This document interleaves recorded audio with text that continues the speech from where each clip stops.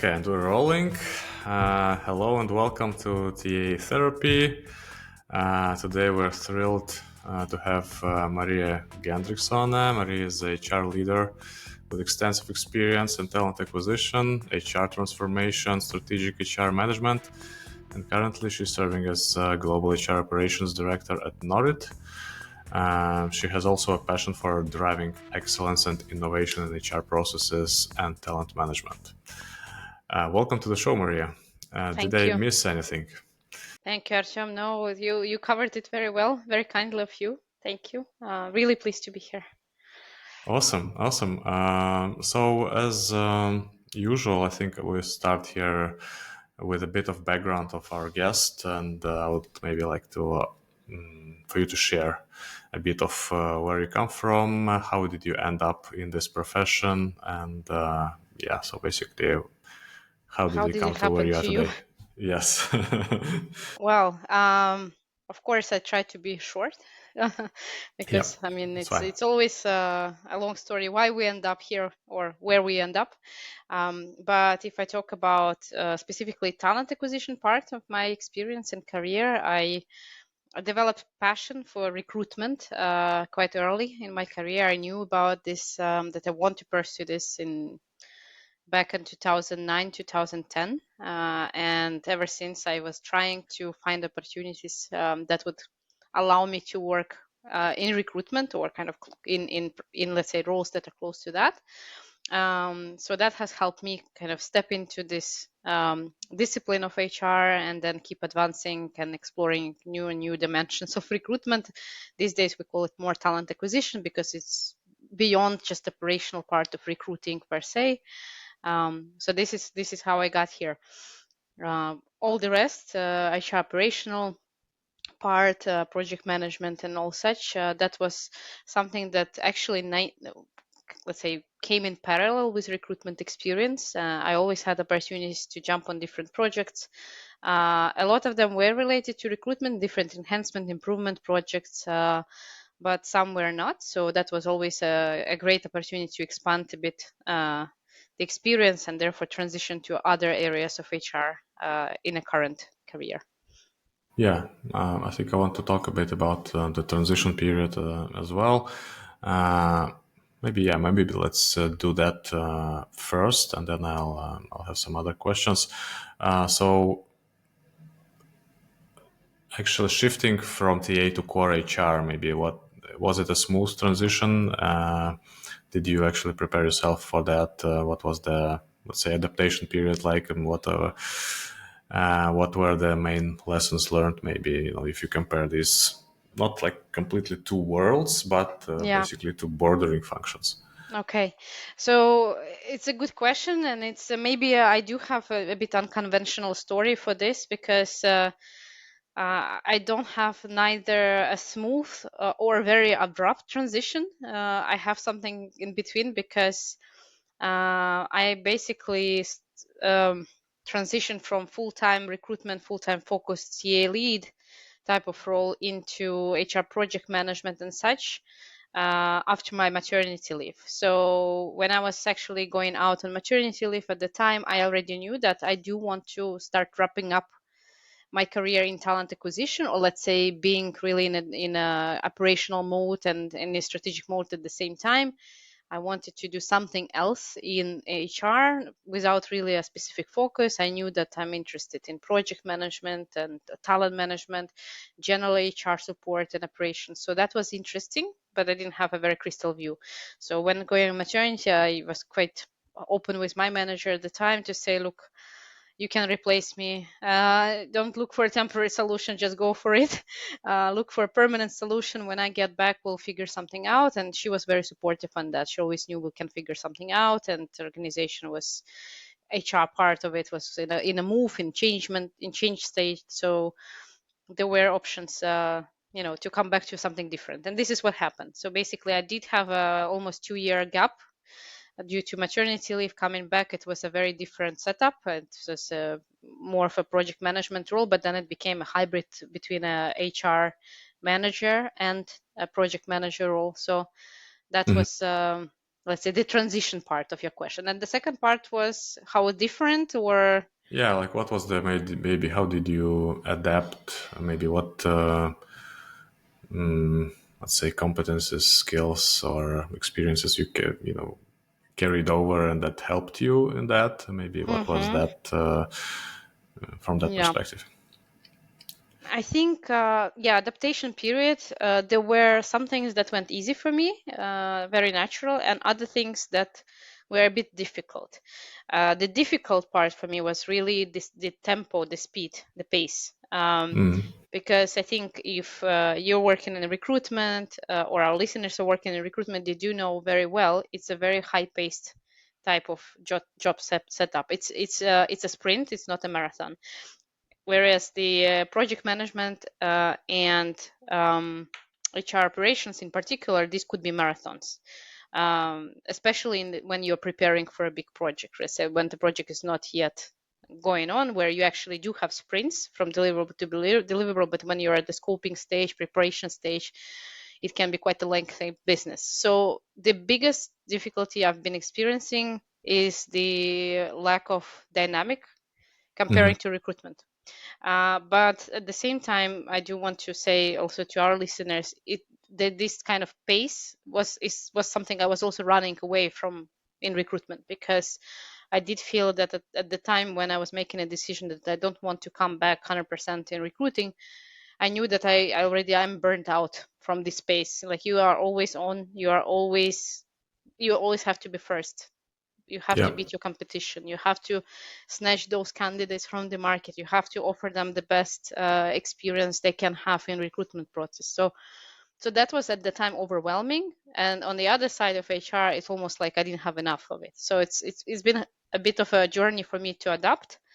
And only now, I think it's been since I get back, it's 4 years, almost 3-4 years. Only now I feel like, okay, I'm finding my good pace setup.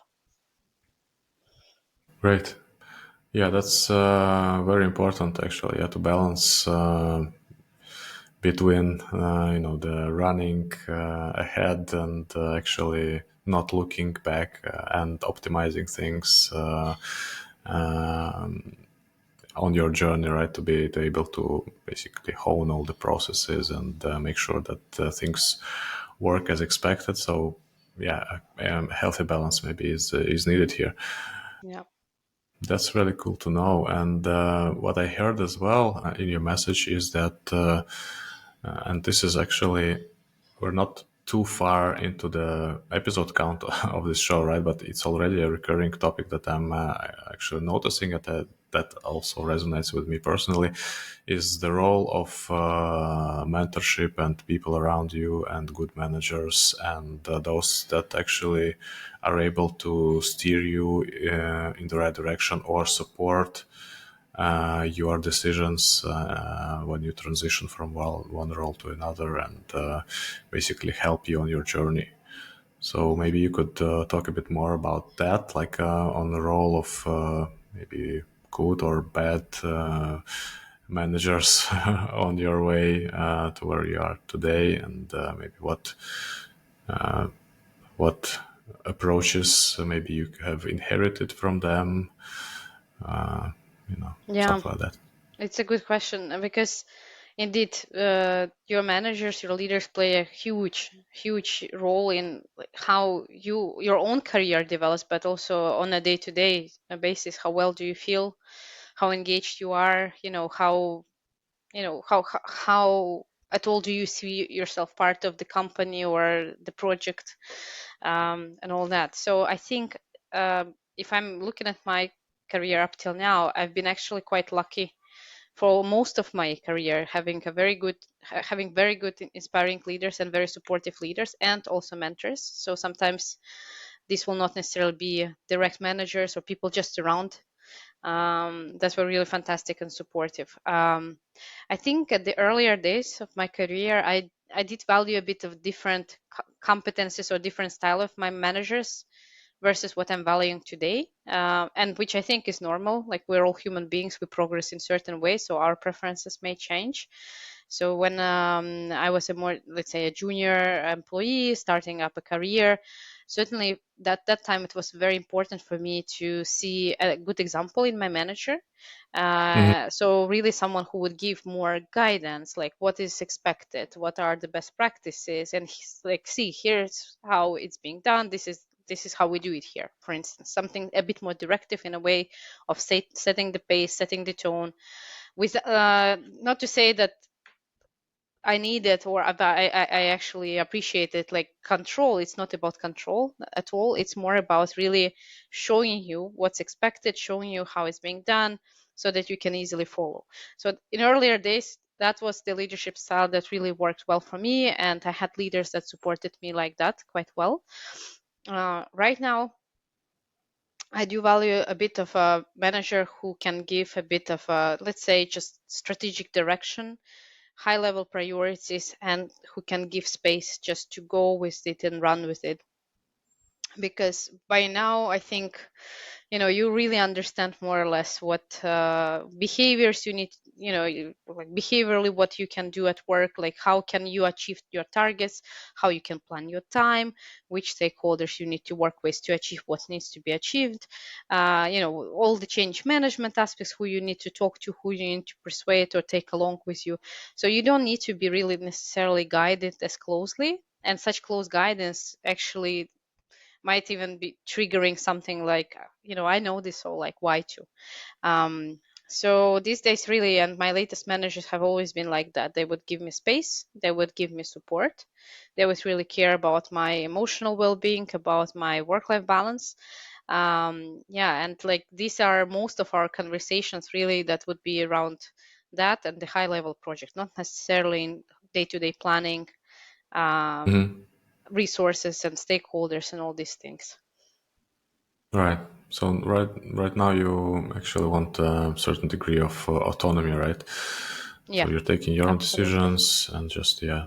Yes, and it doesn't mean that decisions have to be taken in isolation. Certainly, we all work in teams, and we all have our internal and external customers. So we deal with multiple people and other functions. HR is a business partner type of function. Like, we don't produce any goods or services per se. We support managers, we support the organization. So um, obviously, working with those stakeholders is important. Hearing them is important. So not that like we can do all decisions in isolations ourselves, even if Mhm. we know how best to do certain things, for instance.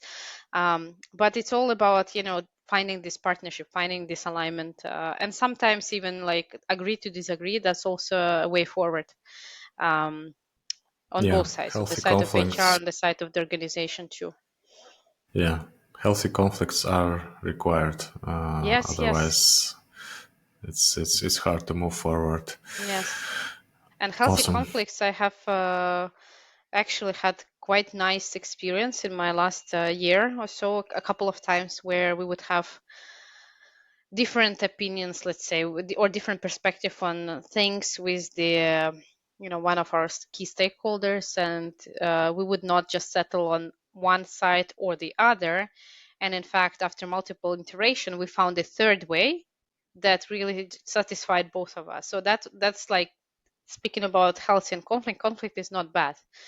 It's the trick is how you manage the conflict, how ecologically well do you manage that conflict. If it's Yeah, managed well, then you can reach something, you can get a different output out of that. yeah, I agree. It's crucial to actually to manage conflicts in the workplace. The best way, like to understand that it's not about the person, it's not about the persona, like specifically the position, the title, whatever. You're not trying to prove someone wrong or make yourself right, right? You're trying to help the business solve a certain issue, right? And you're in the same boat. Correct. So that's how you can redirect the conflict for the positive, right? Yeah, for sure. Yeah, yeah, that's also a skill that needs training. Yeah, Yeah. it does get tricky though sometimes, because we all in the work setup, we have different interests and different motivation, of course, for things. it always helps when everyone thinks about the organization and how like what's best for the organization, right? And I think the role of HR is it's one of those roles that really need to look at the whole organization holistically. So whatever we do, we introduce, we need to make sure it's equitable or it's fair for the organization and for the people, and minimize number of exceptions or special treatments in the organization, Yeah, of course. I agree. So this is the tricky part, because sometimes, the stakeholders, at least senior stakeholders, they might think differently, or they might think that their case requires an exception, but not always. Let's say in the grand scheme of things, it's only could be special just to them, right? And you have to master this explanation and like showing through examples that look why maybe making an exception in certain setup is not Hmm. good for them or for the organization. Yeah, yeah, completely agree.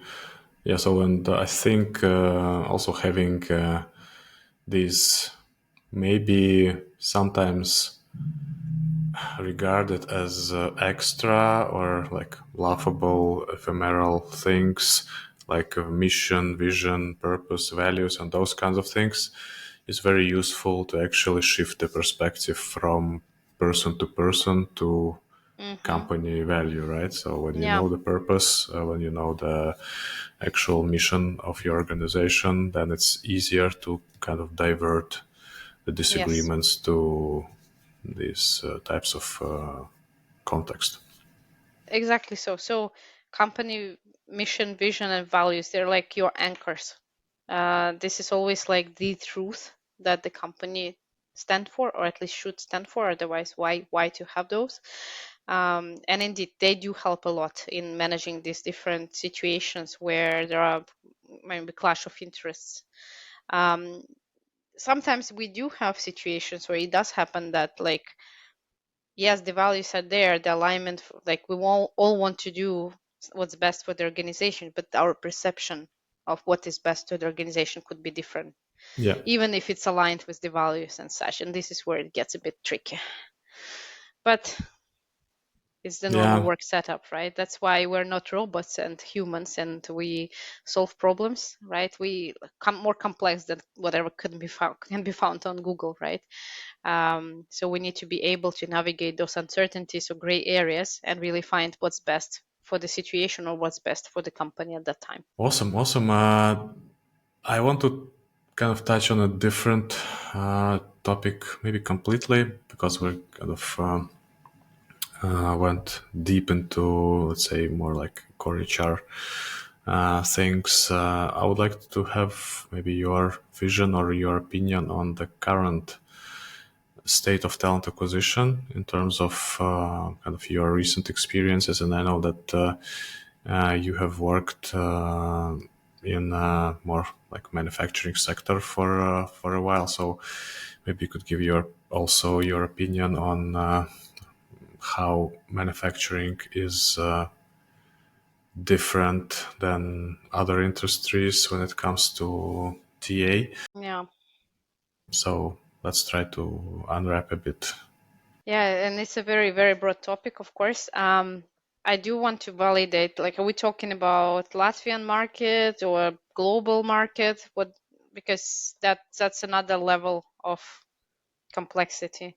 I would like to say global, Global. but then again, we're actually, sharing own experiences. So like potentially, I would not be theoreticizing a lot here. I would go through like the prism of your own experience. So like Okay. whatever you're comfortable and confident in. I mean, be Okay. it Latvia or since you're also operating Okay. in a GBS, so potentially some traces of it could come out of Latvia, right? So outside. So So, yeah, so my experience, let's say, with talent acquisition and function, and what I've been observing in terms of trends or anti-trends. Um, let's say I will start with Latvia, then I go broader a little bit. So, of course, my own experience started working in a local recruitment agency, and which had different branches in different countries, of course, but it was pretty much still serving the local market. And we could see already then that, of course, demand for recruitment services or talent acquisition was really driven by IT industry, or sometimes services industry, so financial services, so the office types of jobs mainly. And manufacturing recruiting would typically be outsourced to other type of agencies and completely different ways of working. So it could be like lower skilled labor type of agencies that would pretty much rent employees or like work as a like through a temporary workers, seasonal work, these type of things. But when it comes to maybe more specific skill sets like engineering, then it's you almost have to know people in the Mm-hmm. market by name, by where they live. You need to have a personal contact with them. So let's say at the time, at least locally, I didn't see a lot of like movement in the market, like considering manufacturing type of recruiting at all. But then again, Latvian industry overall is more services. Like we don't have that much production at all. If we look broader, and this is what I see much more common, of course, is that in all industries we hire people, so people need to be hired in all industries. And in many cases it's a blended model, so it's partially in-sourced team, so there is a team that works and delivers recruiting service internally, and then of course it's a network of external partners who are working like an extended arm of that internal team. um, and there, if we look, let's say, Western world from here, it's definitely present in manufacturing. It's much more present in bigger companies, in international companies that are a bit more modern in their ways of working. It's less so for some smaller manufacturing, more traditional types of companies. I would say, in my experience, let's say again, back in Latvia, there are not many TA professionals that are working with manufacturing companies at all in the local market. So like you can count with pretty much your fingers to name like which companies would have this type of function, and even Mm-hmm. centrally remote somewhere to serve operations in other countries. But this model does work on certain conditions, of course. So business has to have a buy-in, managers have to be on board with that, and working together as a team virtually with recruiters. And only in Mm-hmm. this case it works quite well. So in my experience, we have seen examples, or let's say we've been delivering such services in my previous company, in the current company. So it does work. But it doesn't work with some managers, of course, who don't embrace the model, who don't see how to work virtually necessarily. And in those cases, we can always go with our extended arm, with external agency who is there on the site, or let's say who can come to the site and meet with them face to face and deliver candidates in a kind of more traditional way, how it's Mm-hmm. been done before. So I also think that there are more companies, more industries now creating their internal center of excellence for talent acquisition, and less so actually relying on external agencies, because they see the value of having internal teams. Because internal teams, they really dedicate all their efforts and all their energy to that company, so they're ultimately the only customer.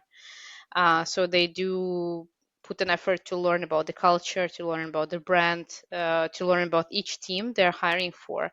So they can provide also the candidates with much more, let's say, specific information about what's it like to work in this company, all the dots on the I, so to say. Sometimes if you are working for an agency, and I've been in those shoes, I've been working in an agency, I was always missing that understanding the company and the vibe of the company and the culture and like ways of working and how people Mm-hmm. interact, like, and what are the good sides and the bad sides. So it was hard to present then the vacancy to the market and to the candidates. And also for the candidates, it was hard to understand, okay, what's in it for me? Whereas if you talk to, let's say, a recruiter who works for that company, they can share much more, and then the candidate can also make a better decision whether it's a fit for them or not. But that's Yeah. maybe, again, that's my perspective. I might be biased. Again, my most of my experience has been in house, so that's the Mm. value I've seen. I do have, of course, uh, I know that, of course, the internal team would not always have a reach to all candidates. So certainly agencies, sometimes they do specialize, whereas internal teams, they are more generalists. So sometimes we still need those partners, agencies who are really, really specializing in some certain functions or roles, and they can really go deep in the market. Yeah, I agree. Again, like being biased myself from the other side, I would say that depends on the agency representative and the company and how the partnership is built, right? So if let's say if it's an RPO service, then potentially the recruiter from the agency is actually very well versed in what's company's internal processes are, like what is it is like to work at the company, Hmm. since they're actually put into the team and work directly with everyone. So, but even if it's contingent recruitment, I've seen cases where recruiters, and like I know them personally, have actually gone out of their way to actually study the companies, the products, the build rapport with the managers, and make sure that they are perceived as like a complete value add, so that they were actually treated as part of the team for the duration of the contract. So that's possible, but yeah, that's probably not More the rule of exception. thumb. Yeah, there's Yeah. a lot more like volume recruitment, and people Yeah. losing themselves in like tens of different customers, obviously not able to provide such like niche service. So that's understandable Yeah, for and it reaching the. also depends on the market as well. I see a lot of Mhm. differences, let's say now working with Latvian market and the Dutch market, for example, and then the UK market. Like each of them has their own twist. And for instance, like I do know that quality of recruitment services can differ just because of how the market works, whether it's the candidate market or the employer's market, to what extent it is either. So it's yeah, it's I imagine like there are, of course, partners that can be really reliable. They will study you, they would partner with you for years, so of course they would know Mhm. you as a customer and they value you as a customer. Yeah, But it's very I hard think. to find those, or let's say build that long-term relationship, really. Yeah, I think it's also like really depends on how easy it's to do business, right, with such customers. Like if it's just transactional and you still get paid and everything is great, then you don't Mm, have to dig deeper, right? And you just can be superficial, and you actually just shoot like a couple of emails and then have a screening call, and that's it. So yeah, that depends on the market. It dictates like how deeply you have to study your customer in order to get business. All right, cool. So, all right, so we spoke a bit about the manufacturing specifics, but we didn't actually go that deep into that. Maybe you could share, yeah, a couple of learnings from actual manufacturing talent acquisition process, how it's different. yeah. Maybe what's the talent pools are like. What are the main, let's say, takeaways from making sure that you hire the right people in the manufacturing world. I think what I like, and what inspires me working in the manufacturing, recruitment or talent acquisition world is that we don't only serve the manufacturing, we serve the manufacturing company, but the Mm-hmm. company has multiple functions besides the manufacturing, obviously. So the good part is that it doesn't get boring. Mm-hmm. It does get tiring. It doesn't get boring. It's never boring because almost every recruitment is having a twist. It's never copy paste repeat. It's really every time there is something new and there is something different. There are multiple functions. You can be working at the same time on several manufacturing roles, and then you can have finance roles, HR, global business services roles, and safety, compliance. Like this will be all in the mix. So I think for recruiter working in a manufacturing company, TA team is always, you will be always on your toes. Like you will always have a chance to learn something new about different professions, about different, industries, sourcing channels, like different organizations, chambers, Mm-hmm. certifications, all kinds of terminology that you will, you recruiters in my team, they can talk to an engineer these days, about some engineering terms, even though, they could have been in the role for half a year, but they had to dig to better understand what does it mean, like what type of profiles we're looking for, like what does this terminology stand for, and what is this process. You also learn a lot about the business, like not just about the roles, but overall the business, the whole manufacturing process you have to know. When you're hiring for a Mm-hmm. certain area engineer in the production environment, you need to understand how the production cycle works and what makes it so special. And there are a lot of details there because, let's say, in our company, it's a continuous production environment, so it never stops ideally, right? So in ideal environment, plant should never stop. It's like a chemical reaction that starts, and there is output, that's product, but then the reaction continues and it creates more product. Right. So obviously, different roles within the company, they support different parts of that chemical reaction or this process on site. And it's quite interesting because some would be more responsible for equipment and the setup of equipment and the reliability of that equipment so that it doesn't break, and they plan the maintenance ahead of time. So because every time it stops, it has a big impact on our output on our product, and then Yeah. down the line on the business results as well. Others that are more working maybe in the lab with the different research. They test the product, they continuously look for different new applications. So that's another Right. interesting part, and the whole new world our recruiters learn by working on this type of requisitions. Also, they learn a lot working with the candidates, obviously, because we do the screening conversations to better understand whether the profile fits.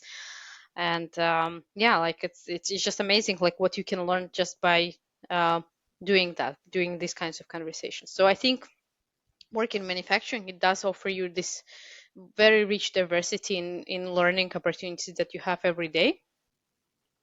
um, I again, maybe I'm biased, but let's say when I was working in before in a recruitment company, and we would serve mainly like other business centers or IT companies. So it was pretty much some like similar roles, certain developers for certain programming language that they would know, Mm-hmm. different Mm-hmm. levels, sometimes architects, sometimes DevOps, sometimes this and that. But overall, like this could be clustered, like this would be all IT professionals and working on this kind of either programming or support or testing, Yeah. etc. But in this case, like I see we have much more diversity in types of profiles. What else is interesting is how markets behave, and how performance like or talent pools behave for certain roles. So in one country, for instance, to find a H&E specialist, I don't know, you almost need to dig them out of the ground. Like they just don't exist. You have, like, we had also agencies telling us, we do all the jobs except for these ones, like they don't exist. You Mm, have to train them yourselves pretty much, right? But if you want to buy the talent from the market still, then it becomes like a very creative hunt. You need to find new ways, completely new ways how to approach this. But then you go to another country and looking for the same role, and there you have in the first day 30 of applications, and half of them could like really well qualified for the job. So right. it's always it's very unpredictable. You cannot say that, like, yeah, engineers are difficult. Maybe in one country they are and in another one they are not. I Mm-hmm. remember in my past experience, we had a production site in Dubai, So every time, and gladly we didn't have to search there frequently, because the biggest issues there was to kind of go through applications, or like even screen out the ones that could qualify, because in the first day we would receive 1,000 of applications for every Wow. position. And not to say that they are completely irrelevant, like a lot of them were relevant. So just how do you even pick from the amount of interested people? Yeah, that's a dilemma that you have to have also. Like as an IT company, the organization can actually pivot and say, okay, this IT office is not working because the talent is lacking, so we just open up another one, another location, or maybe we keep this one and then hire the skill in another location. It's still like all online and software based and everything, but you cannot just move a plant, It's to not that hire easy. the. Yeah, you're stuck pretty much, and that's I think not a lot of manufacturing companies are facing this challenge, because in some cases some of these production sites, they have been built, I don't know, 100 years ago, and they were Mhm. built in that location because it was close to feedstock. And now these days they take feedstock somewhere else, and this could be a very remote area, we call it in the middle of nowhere, and it takes an hour to get there from Right. closest town. And then you're wondering, okay, like what challenge does it present for us in the future? How do we tackle those challenges? Another thing, I think I'm again, I might be biased, but I do think in services there is the services work that way to minimize operational risks, in a way that they avoid having single points of failure where there will be people Mhm. with like single people with certain knowledge, or Right. like only this guy knows how to work with this equipment, or only that guy knows how to operate that. In Mhm. manufacturing plants, it's actually very tricky and quite difficult to spread the knowledge or kind of train up people who would be your backup, because indeed Right. the production will always be looking to kind of bring the cost down. So they're very careful about resourcing and like the people element and delivery. So sometimes like this is the biggest challenge for us, is to Yeah. like how to debottleneck when you have like really one or two experts at the plant, or maybe even in the whole region, who only know how to deal with that and how to You back cannot up. just bench them like and or like let them You cannot work on clone another them. project. Yeah. Yeah, Okay. and you So can, yeah, now you don't exactly. have work. Like go work on something else, right? So it's You not cannot do possible. But that, and it's also very hard for them to just even go on vacation, or just take a break, etc., because if it's only this one person knows how to do this part of work, Mhm. you cannot just extract yourself that easily from the organization. So and I think again in IT and in services, it's the work is more about like working in teams, and there could be multiple people with similar skill set, transferable skills, Mhm. or maybe not even working on the same team with you, but a team next to you. Like in, and it's always like blend and of skill sets, and you can always train up if you have this competence. Okay, you can add that one. It could be like a relatively easy or smooth transition. In manufacturing, sometimes it's not. Like it's, for instance, every production site nowadays has a control system, let's say, which is also a digital solution Mhm. that measures, let's say, site performance. It like it gives I don't know, indications to operators, like if something is not working right, and then they go to the plant and check and fix something if something is broken. So to work on that system, it's all kind of custom built pretty much for the site. And oftentimes it's only one engineer on site who knows how to operate it. So if something would Right. happen, yeah, this is an interesting specific setup for manufacturing plant that are relatively small size. Maybe bigger plants that have maybe 1,000 people or so, of course they have much better capacity to kind of Mhm. manage those things, and they have bigger teams. But if you have sites that are 100 people or less, it is a bit tricky.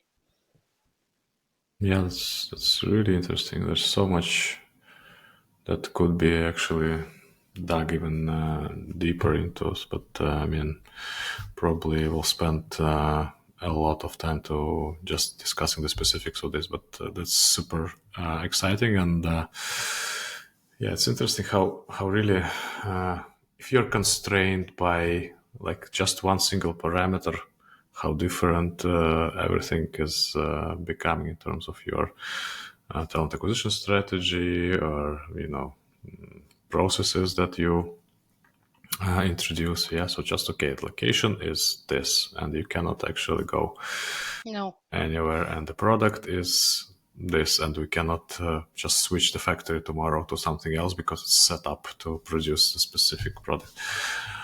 Yeah, it's very, very interesting. Yeah, it's Great. not as mobile. Yeah. Yeah.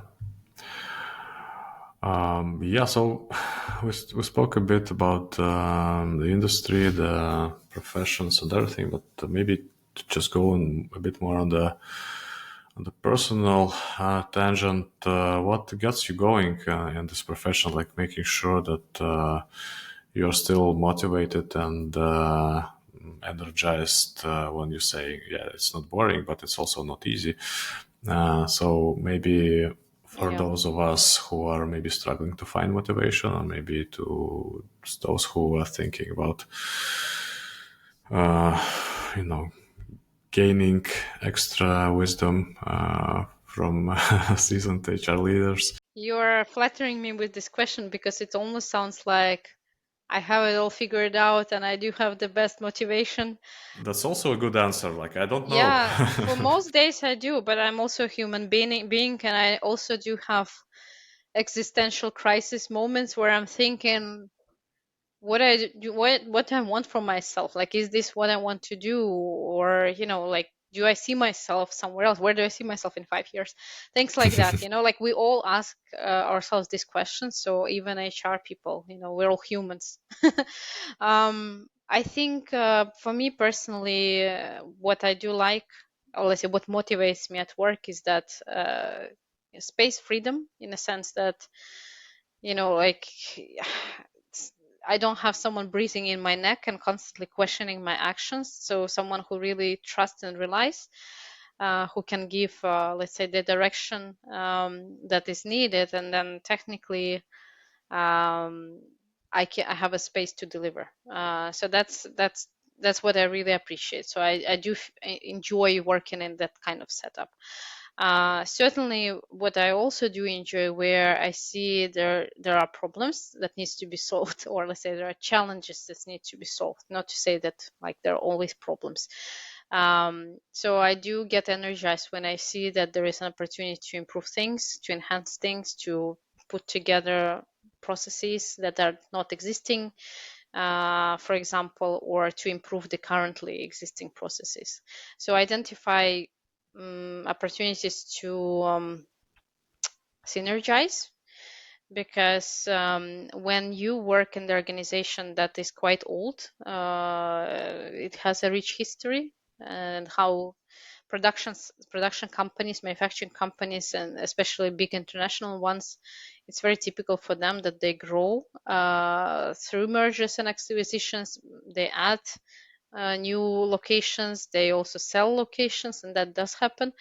So that is the history of my previous company and my current company. So you end up with the blend of different locations and mix of things, how things are being done in the space of HR for sure, in other spaces too.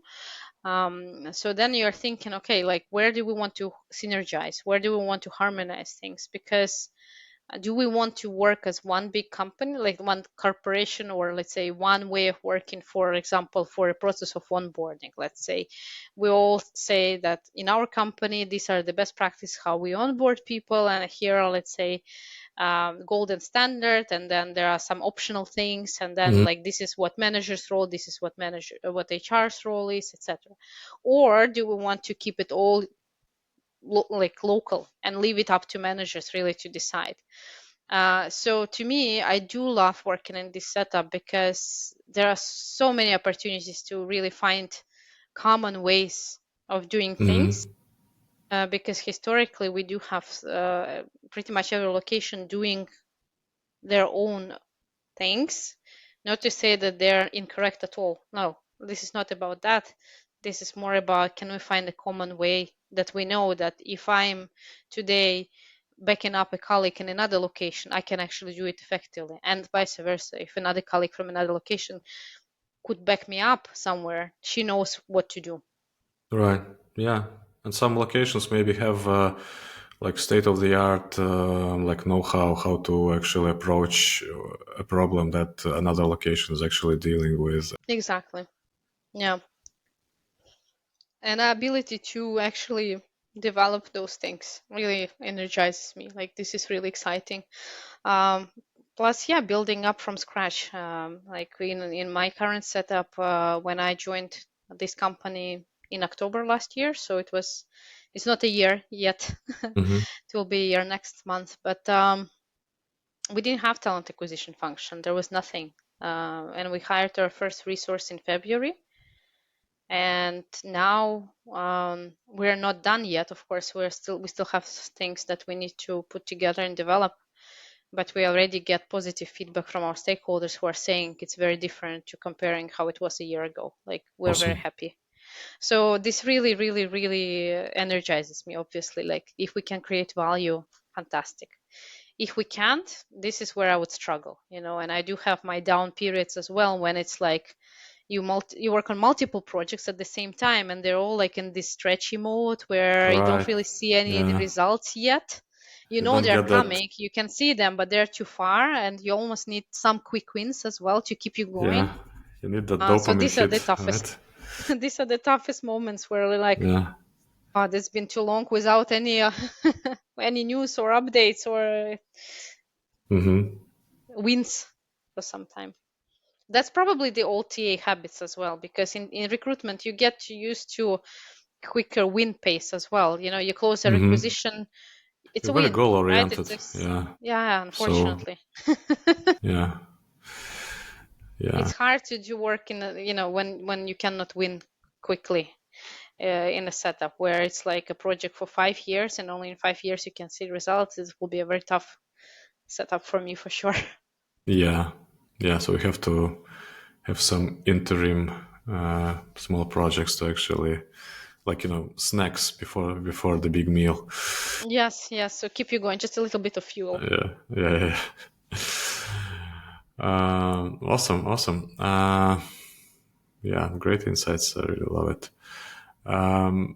Again, on the personal note, if you were to look back to like who you were before, like everything, unraveled, and basically you became HR leader you are today. Like, what advice would you give your Mm, younger self, like 10 years ago, yeah. maybe at the start of your career?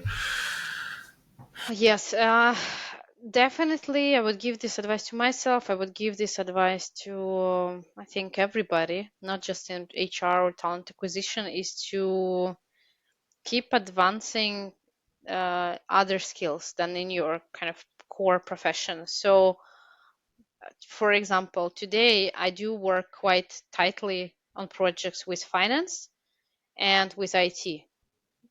On like every week we connect on certain things, and I do feel like, if I was like maybe developing a bit more my understanding about some of the finance or IT areas 10 years back, like, it would be much easier or faster for me just to grasp on what's going on, or find kind of better connections for us, because without that knowledge, like, you can feel sometimes like I'm almost like blindsided, like I'm half of myself is in the dark, and like, you can provide you a steer from HR perspective, but you don't always understand, for Hmm. example, the financial part, and how all the accounts and general ledgers connect, and you're like, okay, right, I see the solution could be done like this, but I don't really know how it affects finance, so I need to Hmm. always ask them and kind of validate, but they also don't always understand the HR side, so you're like looking at each other and trying to talk to each other, but like, you're not always finding the same language that would say, like, there we go. Like now we understand how we can, build this process between ourselves. The same for IT. So I do recommend to anybody, like, just to continuously look for some other dimensions apart from where you are working today and what you're focusing on today, because it can help your profession in the future. But also because, and that was something that I had experience with talent acquisition, which I said earlier, that I almost like had a burnout at the time. I knew I didn't want to go back. And sometimes you might have the same situation, like you will realize that, shoot, I don't like what I'm doing anymore. I don't want to do it anymore. So what else do I do? And it is a very scary situation to be, especially when some good time has passed since you started your career, and it's almost like when you're 40, you're thinking, I want to be a vet, but I'm in finance. Like, it's very hard transition. Like, it's not impossible at all. Like, to be honest, I think everything is possible. Like, you can become a rocket science engineer if you really want to, but it's so much difficult to do it when you're a bit older or deeper in your career, because then you almost have to start from scratch. So keep Yeah. developing other skills, like maybe hobbies. Like, hobbies is a good way, because all hobbies can make a living, right? Like, you can actually transform it into something that is like your life earnings for you at some point. Yeah, especially with the era of content creation today, right? That you can leverage your skills on different Yeah. hobbies. Yeah. So creative, yeah. So if you have creative hobbies, for example, you can monetize those. Like, you can find ways of like how transform your hobby into your profession or into your earnings, maybe like own business or something like that. But yeah, definitely I do recommend not just to focus on one thing that you really like doing and just doing it all the time. Find other things that you enjoy, and yeah, keep building those skill sets too. So this is just Yeah. from my So as heart. thank you. Yeah. So as they call it, like become a T-shaped person, right? Yes, absolutely. Awesome, Maria. This has been a blast. I mean, almost an hour has passed, and we just like scratched the surface. I guess I would love to talk to you again sometime. I think we have a lot of things in common that we can actually just lose ourselves discussing. So thanks a lot for agreeing to be here, and it's been a real pleasure. Thank you, Artyom. Really nice chatting today, and definitely would love to repeat sometime again.